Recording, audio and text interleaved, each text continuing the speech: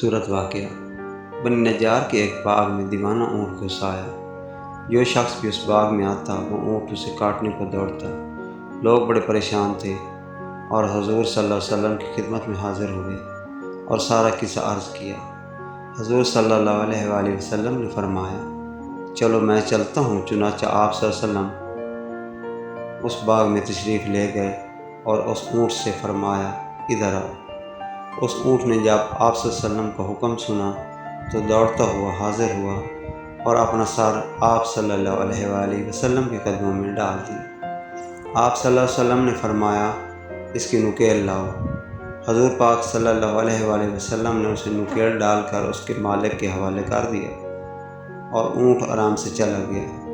حضور صلی اللہ علیہ وسلم نے پھر صحابہ کرام رضی اللہ عنہ سے فرمایا، کافروں کے سوا مجھے زمین و آسمان والے سب جانتے ہیں کہ میں اللہ کا رسول ہوں۔